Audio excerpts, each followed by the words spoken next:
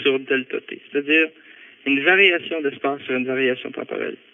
Mais ce que ça veut dire encore beaucoup plus profondément, c'est ton intervalle spatial divisé par ton intervalle temporel. OK. C'est-à-dire que si on dit que ça, c'est égal à C pour la lumière, ça veut dire que la lumière, si elle a un intervalle temporel, mettons que nous autres, on a un intervalle spatial de 1,5 mètre. OK? Une moyenne, 1,5 mètre. Bon, ça, c'est notre intervalle, notre longueur caractéristique. À ce moment-là, la longueur temporelle à laquelle on va réagir va être de 1,5 mètre sur, ça, c'est 2,979 par 10 à la 8.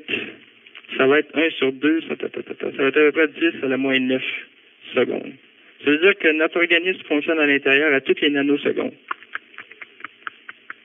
Et que si on change notre intervalle spatial, ça ici, ça va changer pour correspondre. Ça, c'est la base de toute la relativité là, qui dit que les jumeaux qui s'en vont dans l'orbite, là, ils reviennent plus jeunes que ceux qui restent sur la Terre. C'est tout ça. C'est que justement, à cause de la vitesse, sa longueur s'est comprimée. OK?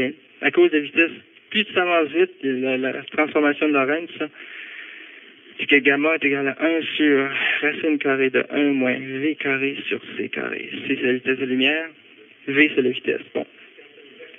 Ça, si tu fais une courbe, je m'excuse d'être un peu ésotérique, mais c'est de la place. Hein? Si tu fais une courbe de gamma en fonction de la vitesse, ça ici c'est la vitesse, ça ici c'est gamma, ça part à 1. OK? Puis ça monte comme ça, mettons ça ici c'est la vitesse de lumière, c'est ici. Ça s'en va comme ça. C'est quasiment droit tout le long. Jusqu'à ce que tu arrives à la vitesse de lumière, là, ça monte de même. OK? Ça, c'est le facteur de correction de relativité.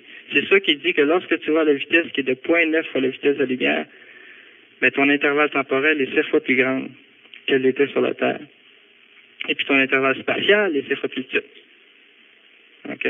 C'est-à-dire que si moi je me mesure par rapport à l'univers quand je vois la vitesse de 0,9 la vitesse de la lumière, moi je vais trouver que l'univers est 7 fois plus gros que quand je l'avais avant.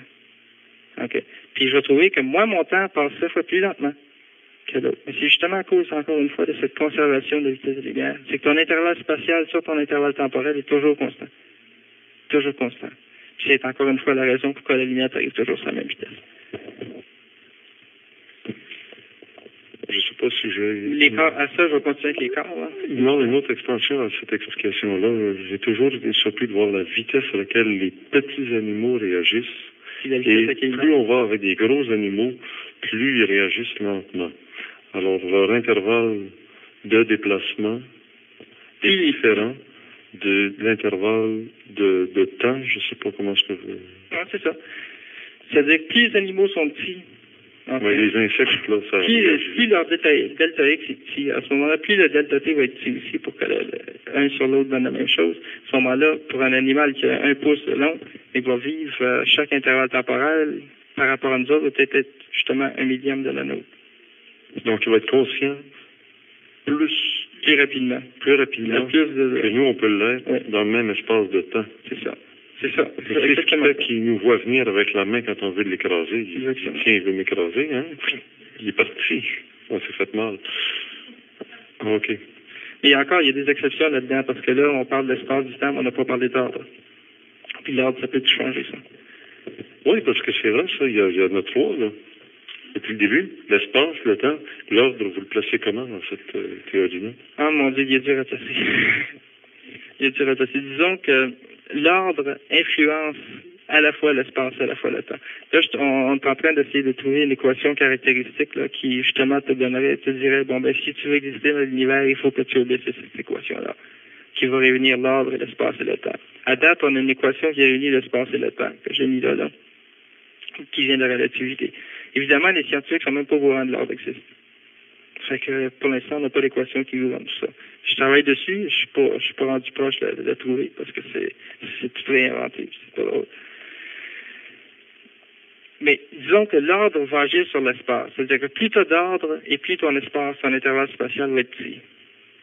Ça se comprend dans le sens que si tu regardes l'ordre qu'il y a dans un cristal pur, parfait, est énorme, mais pourtant le cristal prend pas de place.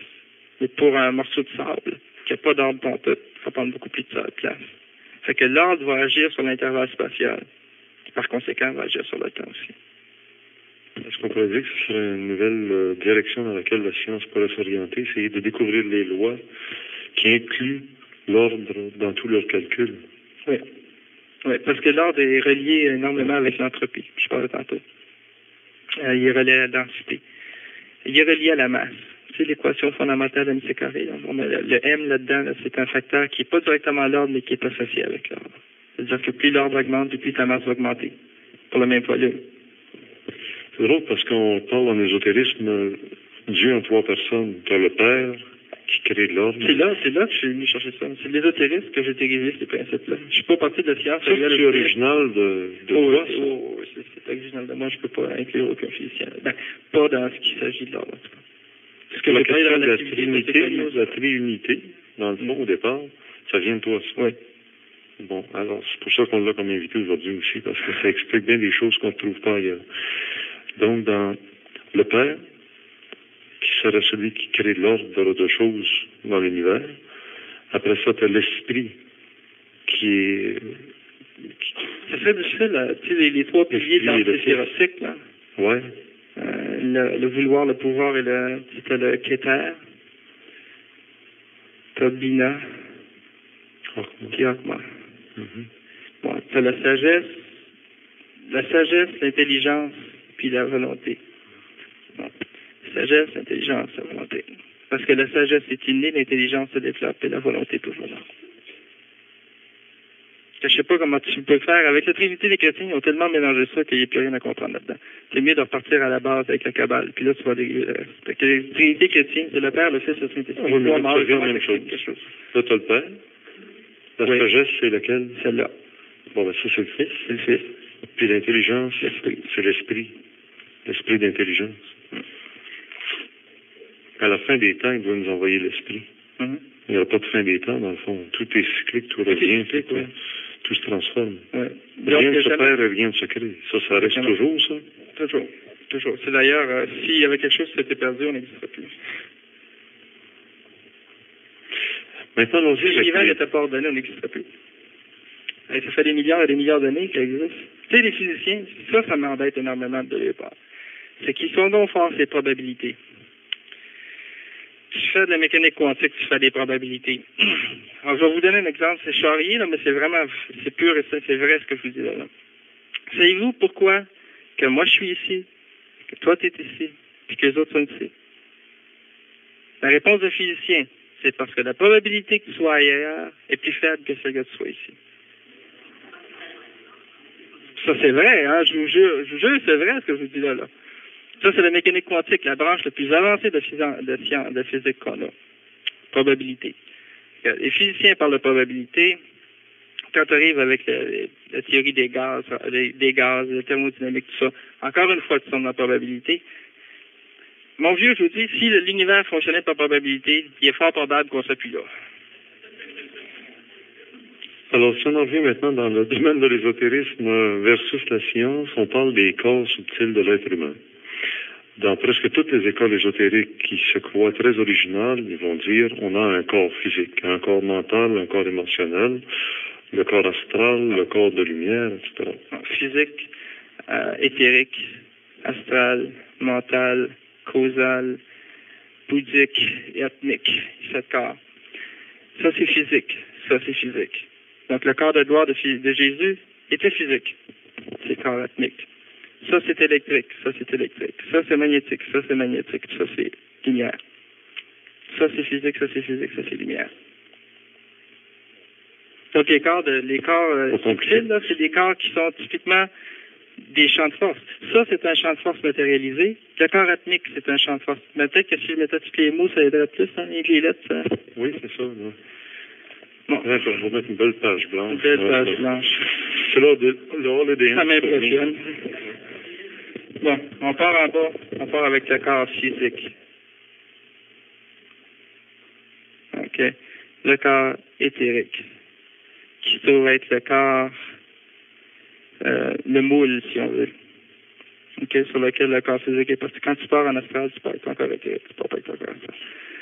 Ensuite, tu as le corps astral, qui est le corps des émotions. Ensuite, tu as le corps intermédiaire, le corps mental. Je me suis dit, j'ai à gauche, c'est parce que... Ensuite, OK, corps causal. Le corps bouddhique. C'est un peu plus dur pour nous autres de définir ce que ces trois corps-là font. Parce que nous autres, on est déjà pognés là-dedans. Fait qu'essayer de comprendre ce qui est au-dessus, c'est un peu plus dur. C'est rare de trouver un gars qui est 2 pieds sur la terre, qui a fait des études assez avancées dans un domaine aussi matériel que la physique, puis qui se retrouve avec des termes qu'on a dans le domaine de l'ésotérisme, et très rares sont ceux qui naviguent dans l'ésotérisme et qui sont allés voir le côté scientifique. Comme aussi, très rares, les scientifiques sont allés voir le monde de l'ésotérisme. Alors, bravo. Ben, moi, je veux dire, quand j'étais à McGill, là, les profs me voyaient arriver puis ils fermaient les portes. Ils voulaient pas me voir. J'ai posé des questions trop embêtantes. Là, ça allait prétentieux, je veux pas avoir l'air prétentieux, là. Mais quand j'allais voir, par exemple, on parle de l'électron qui nous dit, bon, ben, il n'y a pas de volume, mais il y a une masse. Il n'y a pas de volume, mais il y a une masse. Je lève ma main, je dis, monsieur, vous êtes en train de parler d'un trou noir? Vous êtes en train de nous dire que le photon, l'électron, c'est un trou noir. Il dit, toi, petit cul, ta gueule. Alors, je l'ai fermé ma gueule, je l'ai passé mes cours. Bon, on revient à ça. Le corps éthérique, il est électrostatique. OK? Électrostatique. Le corps astral, il est magnétique. Je dis ça de connaissance de cause parce que j'ai bâti une petite machine qui permet de détecter le corps éthérique. C'est typiquement électrostatique. Le corps physique, lui, il y a les trois. Le corps mental a les trois, mais non coagulés. C'est-à-dire que le mental et le physique, c'est la même chose. C'était qu'un est coagulé, l'autre ne l'est pas. Puis l'atmique aussi, c'est la même chose. Tu sais, tu as le reflet. Comme ça. Le reflet de ce qui est en haut et le reflet de ce qui est en bas. C'est la même composition, mais sur un taux vibratoire différent. C'est-à-dire que le corps magnétique astral, le corps causal va être magnétique comme l'astral, mais le causal va être sur une fréquence plus élevée que l'astral. Le bouddhique pareil, l'atmique pareil. C'est-à-dire que le corps physique atmique va nous apparaître souvent comme lumière. En réalité, il est physique, mais il vibre tellement à haute fréquence qu'il ionise tout ce qui se trouve dans notre atmosphère qu'on le fait lumière. C'est vraiment simple. La simplicité de l'univers, mais pas tout le temps, malgré que les physiciens aiment bien ça compliquer les choses. Hein, mais... Ah, si, ici, c'est électrique, là, c'est magnétique. Qu'est-ce que ici, ça serait le troisième élément, l'ordre? L'ordre, c'est ça, la gravité. La gravité. C'est ça. D'ailleurs, le corps physique, sa propriété, c'est toujours tomber à terre. Ça va tenir aussi. C'est ça, faut faire attention. Ceux qui se ramassent ici, des fois, ils sont pas assez près. Ils tombent au ciel, les autres. Non, ils tombent sur la terre. Ils tombent au ciel, hein. Oui, ce ne serait pas le mouvement qui les fait tomber dans Ils sont liés. Tout est lié ici, un avec l'autre. Puis c'est comme une espèce de mouvement circulaire. C'est que tu as l'astral d'un bord, puis tu as le causal de l'autre, puis ça tourne sur un autour de l'autre. L'esprit, l'âme, c'est où dans ça? C'est générique, ça, ces termes-là. Les anges, ça serait fait de quoi? Oh mon Dieu.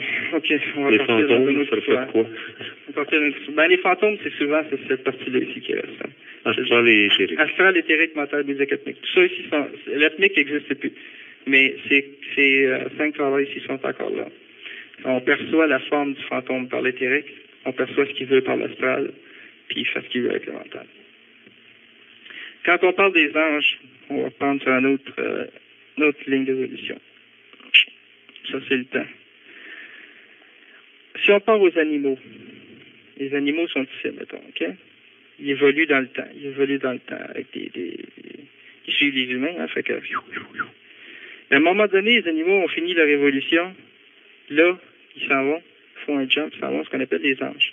C'est-à-dire que lorsque tu finis une évolution matérielle, incarnée, physique, là, tu t'en vas en prenant ton corps atmique, puis tu montes au ciel, puis là, tu fais un autre job. Là, tu es un ange. Okay.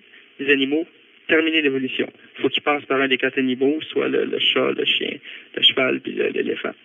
Pourquoi ces 4-là? C'est parce que c'est les animaux les plus évolués, pas dans le sens qu'ils ont l'intellect le plus développé, parce qu'un singe a un assez bon intellect, mais parce que c'est des animaux qui sont capables de vivre en harmonie avec l'humain, et donc qui sont prêts à transcender le niveau animal pour devenir niveau humain. Mais avant de devenir humains, ils sont anges. Ceux qui ont terminé leur évolution animale, ils sont les anges. Les anges, les autres, sont la même chose. Ils ont les 7 corps, la même chose que les nôtres. Mais leur corps physique